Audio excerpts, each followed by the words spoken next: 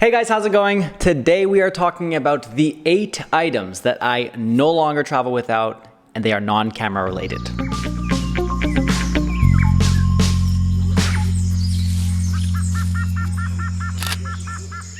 So I know that things in the travel industry have slowed down quite a lot this year.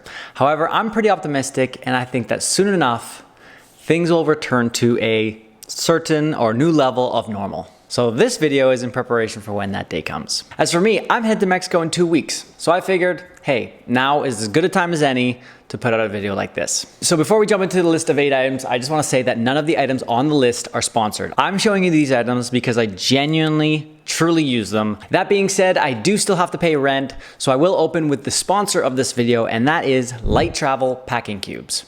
They just sent me these packing cubes and I'm pretty excited to use them on my upcoming travels. These are double compression and they also hang. So firstly, we have 2 different sizes of clothing cubes.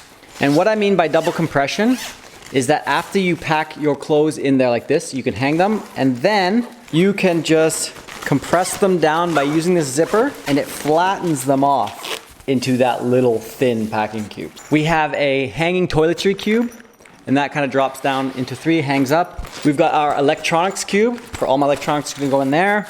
Then we have a laundry bag and also a shoe bag. Boom, packing cubes, a traveling no-brainer. All right, let's get into item number 1 on the list, and I'm just gonna say this once, all the items on this list, links in the description. Earplugs. Okay, now before you roll your eyes and say, okay, this is super obvious, I went for 2 years of travel without packing earplugs, and boy, do I regret it. Firstly, sleeping on airplanes has become way easier. Sharing a room with Jordan, who's basically a human tractor at night, has made it possible to sleep. And thirdly, I stay in hostels. Shared rooms, hostel dorms, they have their downsides with noisy sleepers, and every traveler has that one story about the time when... Okay. Anyways, I've had many restless nights in my room, so earplugs. I've sampled all of the earplugs, and I'm here to tell you that there's only one that works. So the plastic ones, they hurt to lie on. The wax ones, they don't go into your canal and block the sound properly enough. And any sort of like headphones, they hurt when you lie on them and they fall out. The low technology foam earplug. However, it's important that you get the ultra soft, slow recovering earplugs. Let me give you an example. Okay, when I squeeze this earplug, look how long it stays like that. So basically you can roll this up and slide it into the canal of your ear. Now, if you get a cheap earplug or one that's not good, this is what happens when you squeeze it, right there.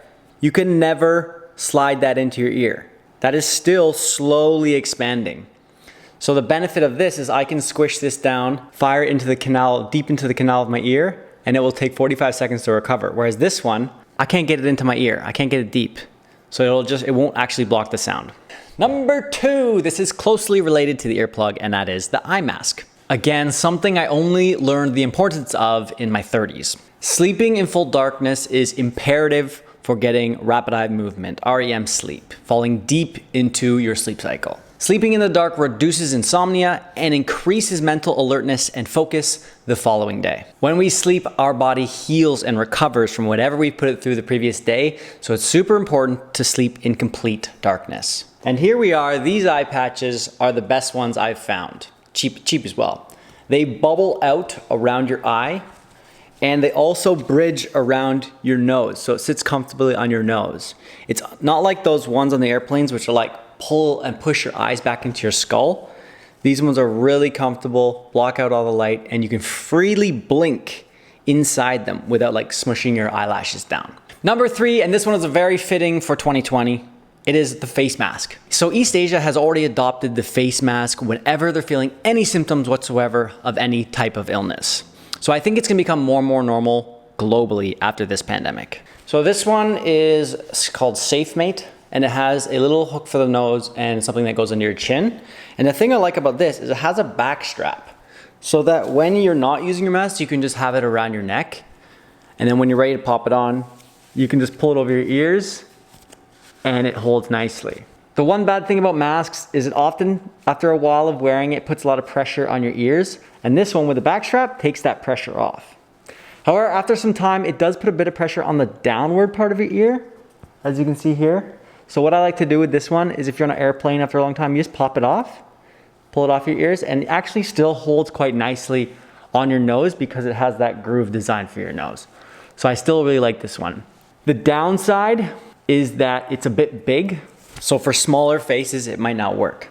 It is really good for talking because masks like these, when you're talking, your nose pops out and you start eating the mask like that. Comes in a pack of 3, gray, navy, and there's also one in black, but I already lost that one.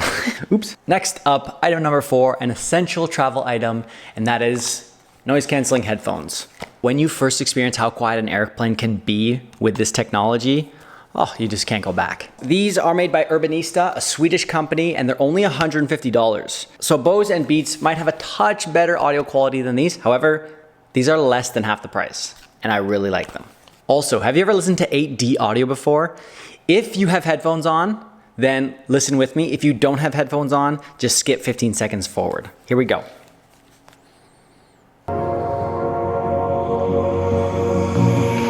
Your poison, tell me what you wanna feel. I'm destroying everything you thought was real. It's like the audio is spinning around your head. It is super relaxing, kind of trippy. All right, item number 5, and this is my first item of clothing on the list, and it is the pants that I'm currently wearing. My Adidas track pants. Okay, let me just quickly take them off. These are the best pants to fly in, way better than track pants. They have zip pockets, because you know when you're flying, everything always falls out of your pockets, so the zip pockets are super key. It doesn't get too hot because this material is breathable, and these also double as amazing workout pants and hiking pants. I know you're thinking that is a lot of things for one pair of pants, but hey, I only have 3 pairs of pants because I don't have any room to pack any more than that. I suggest you get them, men or women, they're amazing. Okay, I guess I'm doing the rest of this video with no pants. Okay, next up, and it is a travel essential. It's a battery pack, 27,000 mAh. And 27,000 is the max capacity you can have. Downside, it is a bit big. However, I want the maximum power, and this has 2 USB ports. It has USB-C and it has a mini USB. So I can charge my GoPro, my Insta360, my phone obviously, and it's just really good to have with me. Number 7, speaking of charging and size, we have the smallest, the world's smallest universal adapter. And this is good for every country in the world. Normally these things are bricks and have like so many pieces that you can slide in and out. I'm always trying to keep my pack as small as possible. So this is the smallest one I've ever seen. That's it. Last but not least, my Reebok workout band. Now, it doesn't have to be Reebok. You can get any brand you want. However, I have snapped a couple of these when I got cheap ones. So I decided to splurge and go with a bit better quality. And I've had this one for years now, and it's amazing.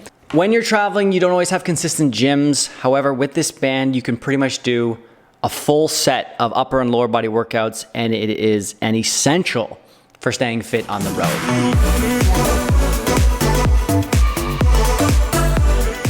One tip when you're buying this, there's the option to buy light, medium, or heavy resistance. Always go with light. When you have a heavy band, it really limits the amount of exercises you can do with it. You cannot do your small muscle groups.